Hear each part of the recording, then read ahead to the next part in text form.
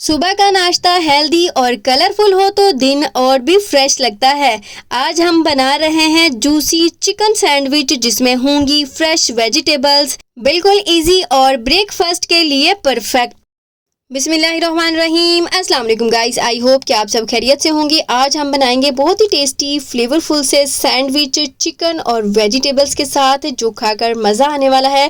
तो आपने वीडियो को एंड तक देखना है, स्किप बिल्कुल नहीं करना। मज़ेदार से सैंडविच बनाने के लिए यहाँ पर मैंने बॉइल्ड चिकन ले लिया है। इसको मैंने हल्दी, नमक और 1 क्लोव लहसुन का डालकर अच्छे से बॉईल कर लिया था। उसके बाद इस तरह मैंने इसको श्रेड कर लिया है और ये देखें, ये तकरीबन होगा 1/4 कप के करीब चिकन है और इसमें है टमाटर, प्याज, बंद गोभी और शिमला मिर्च को भी मैंने इस तरह चॉप कर लिया है।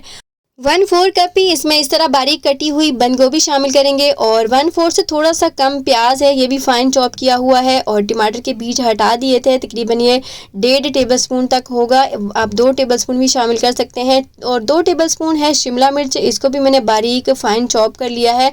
इसमें डालेंगे 1 चुटकी नमक और 1 चुटकी काली मिर्च शामिल कर देंगे और तकरीबन 3 टेबलस्पून इसमें डालेंगे मेयोनीज़। ये देखें, ये मेरे पास यंग्स वालों का है, आप किसी भी ब्रांड का ले सकते हैं। और इसमें थोड़ा सा शामिल करेंगे केचप, तकरीबन 1 से 1.5 टेबलस्पून इसमें केचप डाल देंगे और अच्छे तरीके से इसको मिक्स करेंगे। ये बाइंडिंग के लिए काफ़ी होगा, हमें और कुछ भी इसमें ऐड करने की ज़रूरत नहीं है। मायोनीज़ अच्छे से इसको बाइंडिंग कर देगा, आपको कुछ भी और डालने की ज़रूरत नहीं है। ये बहुत ही टेस्टी फ्लेवरफुल सा ये मिक्सचर बनकर रेडी है। इसके साथ ही गाइस फटाफट बता दें आप कहाँ से मेरी वीडियो देख रहे हैं, मुझे जानकर अच्छा लगेगा। जल्दी से अपने इलाके, अपने सिटी का नाम लिखें कमेंट्स में। यहाँ पर मैंने 6 ब्रेड्स ली थी जिनको मैंने इस तरह टोस्ट कर लिया था। थोड़ा सा घी डाल के मैंने एक साइड से टोस्ट किया था और एक साइड से सॉफ्ट ही छोड़ दिया था, एक साइड से ये क्रिस्पी है। तो नाउ गाइस इस तरह एक बड़ी वाली ब्रेड लेंगे और इसके ऊपर इस मिक्सचर को इस तरह रखेंगे और अच्छे तरीके से स्प्रेड कर देंगे।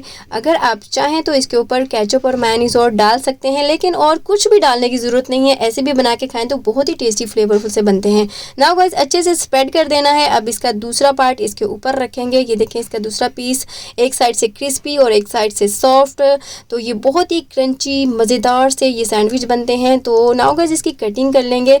अगर आप चाहें तो 2 हिस्सों में डिवाइड करके भी खा सकते हैं, लेकिन मैं इसको 4 हिस्सों में डिवाइड करूंगी लाइक दिस। ये देखिए कितने ब्यूटीफुल से, कितने ज़बरदस्त लग रहे हैं।